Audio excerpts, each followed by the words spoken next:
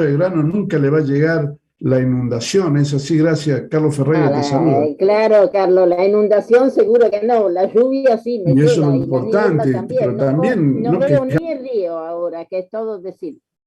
Está todo muy lluvioso y muy feo, pero con muchas esperanzas y con muchas ganas de cambiar el mundo y de hacer cosas, a ver si logramos sacar estos benditos combustibles fósiles, que es el objetivo, Bueno, me parece, de hoy, no tener más bueno, combustibles muchas fósiles. gracias, gracias Chivinini. Ya seguiremos hablando contigo. También vamos a dar la bienvenida a la querida amiga Julia Paredes Villasís desde Ecuador, Ambato, presidenta de la Asamblea Ciudadana Sudamericana por la Acción Climática y la Salud Global. ¿Cómo estás, Julia? ¿Qué tal está Ambato? ¿También lloviendo?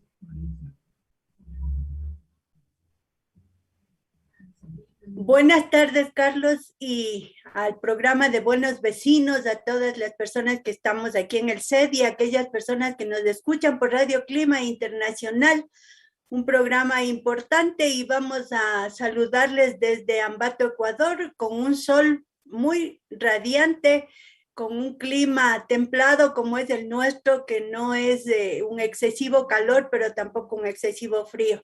Entonces, decirles que estamos contentos de estar con ustedes.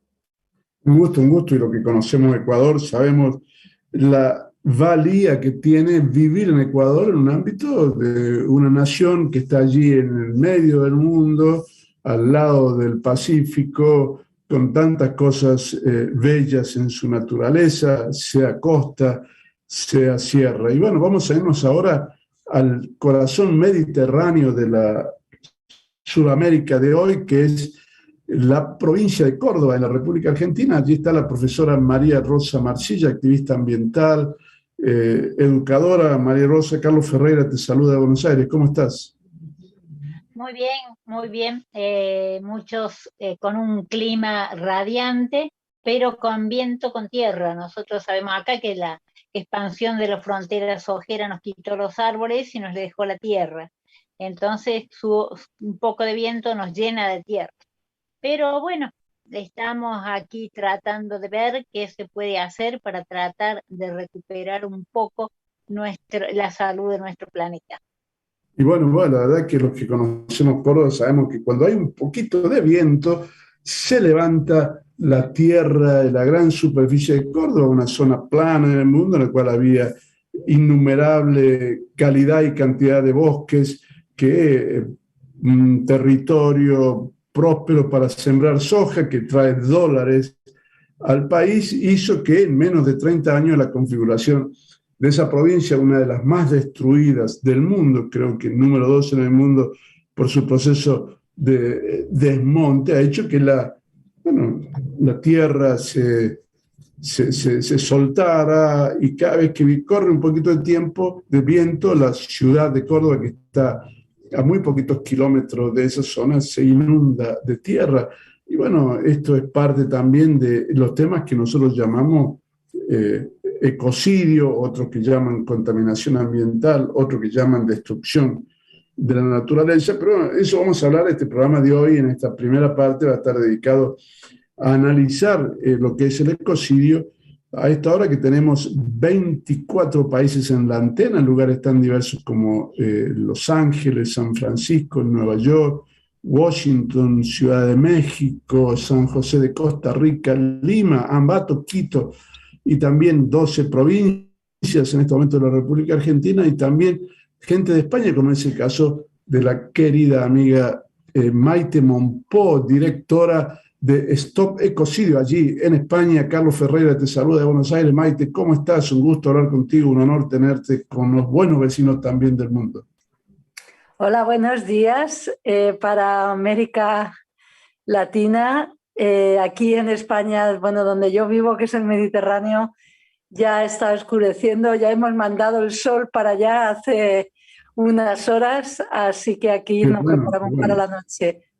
¿Qué tal, Carlos? Es que a todo lo que conocemos del Mediterráneo, pues nos llega la fuerza de ese mar realmente tan armonioso, tan interesante, tan hermoso bueno, sobre todo si uno está en el veranito, en la primavera y a la orilla y sentir el aroma, ver los colores y sentir el viento es algo que es imposible de olvidarse.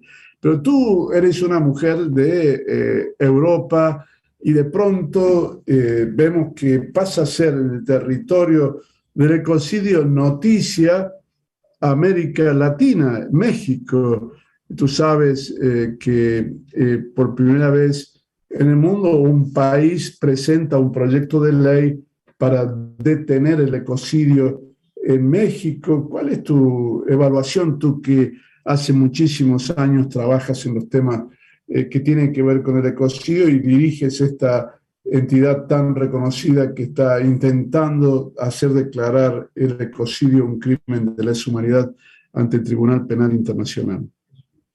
Pues la noticia que ha llegado de México es fabulosa porque gracias a un senador, en México el Senado es la Cámara Alta, gracias al senador Raúl Paz, pues él ha presentado una propuesta de ley para introducir el ecocidio dentro del Código Penal federal.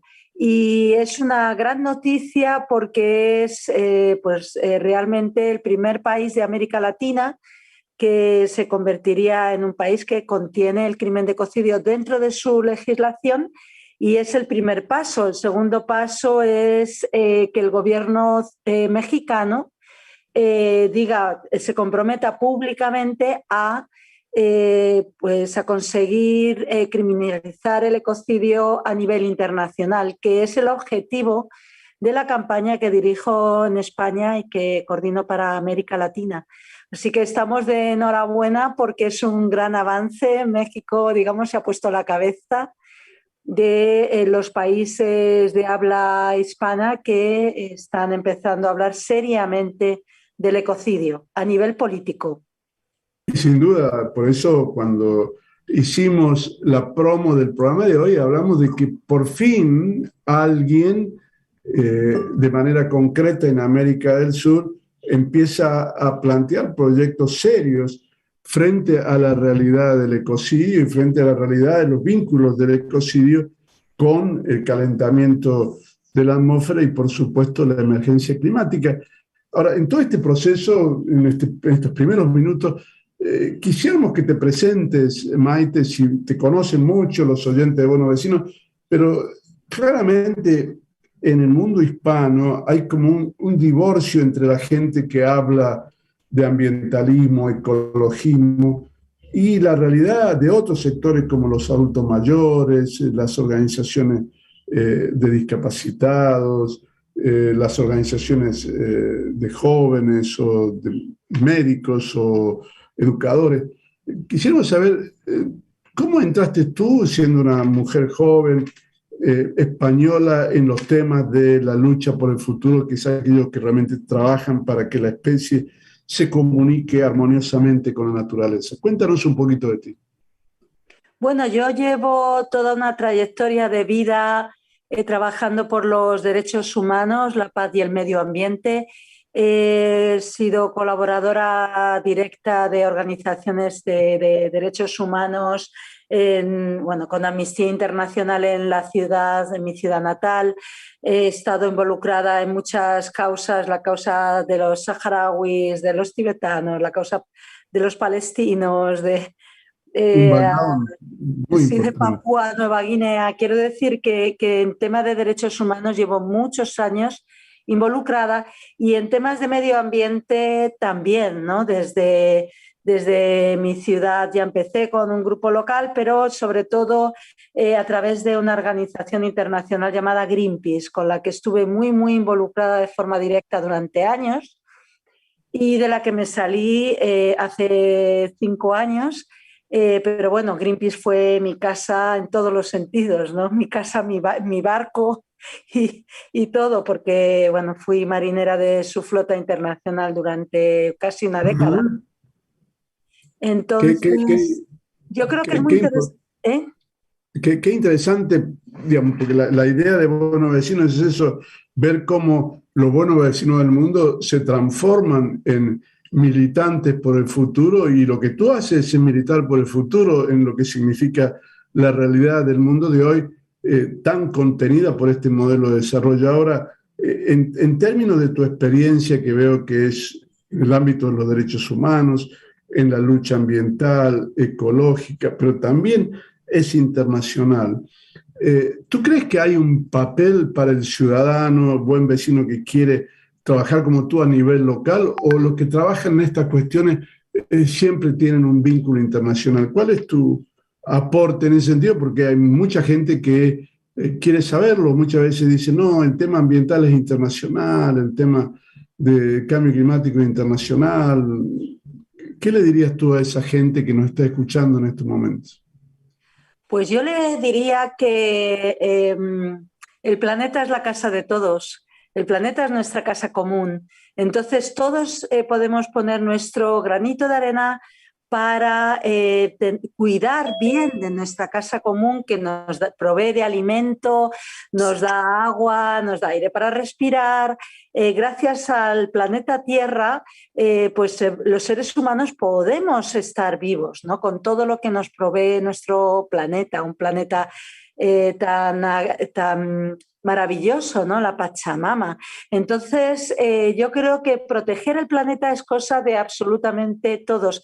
¿Y cómo podemos hacerlo desde nuestras casas? Pues cambiando nuestros hábitos de vida, viendo cómo en cualquier actividad que hagamos, si vamos a comprar alimentos, de dónde vienen estos alimentos, intentar que sean alimentos ecológicos, que se hayan producido en la proximidad y no que vengan desde otro continente.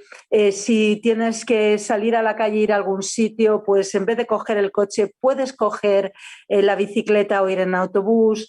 ¿Cuál es el principal problema ambiental que hay en tu zona?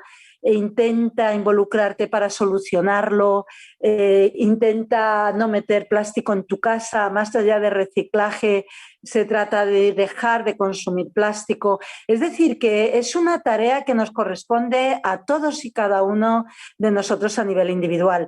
Y luego, claro, no solamente es hacerlo en tu